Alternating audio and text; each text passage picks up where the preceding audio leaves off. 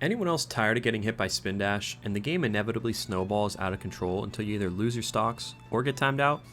Yeah, me too. What I want you to do is put down your controller, because this requires some knowledge and precision to beat. If you have any specific interactions or moves you want to understand better, let me know in the comments so we can discuss it in a later video.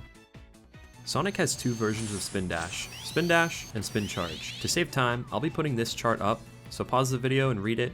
This information will be referenced, but the important things are, it takes 48 frames to fully charge spin dash, which will be fully grounded. Uncharged spin dash has a hop that has the same amount of invincibility frames, but is invincible for less distance due to the hop taking the iframes, which means less horizontal iframes. Spin charge is not invincible and looks slightly different. They can use spin dash in neutral pretty much any time, but when they release it is different. The release is usually when the opponent enters spin dash burst range and after it is fully charged. Cues to initiate the release are things like landings, dashes, or someone swinging right in front of them due to the invincibility. So why does he use this move?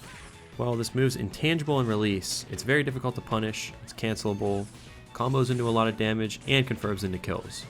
Now that we understand how the move works, let's break down how to play neutral around spin dash.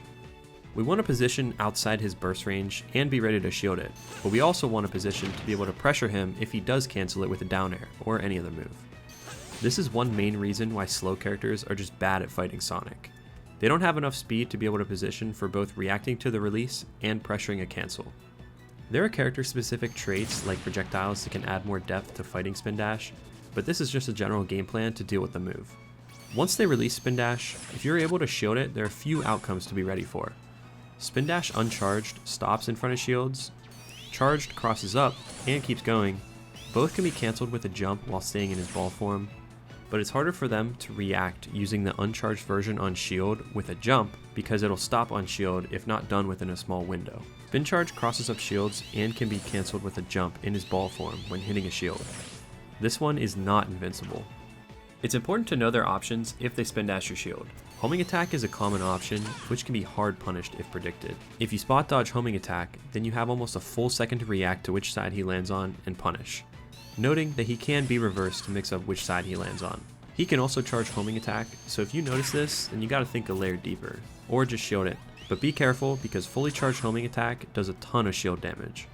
If he chooses to jump after hitting shield, but not homing attack, your goal should be to position to play advantage and juggle or corner pressure him if he's landing in a spot where he is still on stage. His landing options aren't the best, so you'll see a lot of Sonics spring instantly to either add shield pressure with the projectile spring or to disengage. This situation is one that you need to be prepared for, because this is how you get a solid advantage state started. If there are platforms that he can land on after spin dashing through shield, then that's a common place for Sonic to land for safety. It's important to pressure him while he's above you or in the corner. If you dash away as he spin dashes, active and large hitboxes in the air are very strong. Another solid option is to do this, then follow up by positioning underneath where he will land, and sharking him. If he's in the corner after spin dashing past your shield, this is where having a good dash attack comes in handy. You shouldn't just dash attack every time, but if he begins charging, then you can hit him if he does this in your burst range. A very common way of using spin dash and spin charge in the corner is to jump near a ledge to avoid grounded burst options in order to release the spin dash. You can heavily discourage this or force them to be precise with spacing by using positioning to be able to hit it with a quick aerial move. This will encourage Sonic to play the corner like the rest of us. If we look at how Mutace plays the matchup versus Sonic's at Level Up Expo and Winter Semis, we see something really interesting.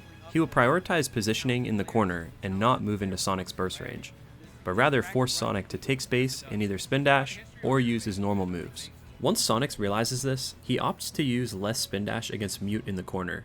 But why is that? Think about if Sonic spin dashes an opponent in the corner. If he hits your shield and jumps past, we now know that Sonic either uses a resource to recover high, or he will go low and risk getting ledge trapped. If he chooses to skip the ledge, he'll most likely use something extremely risky. We know homing attack is super laggy when whiffed. We have options for it if he spin dashes again immediately by stuffing it, and if he double jumps, then he risks being edge guarded without that resource. If you choose to position like this, be sure to practice and get familiar with this interaction. Having as many ways to deal with spin dash as possible will give you the best chance at winning against Sonic.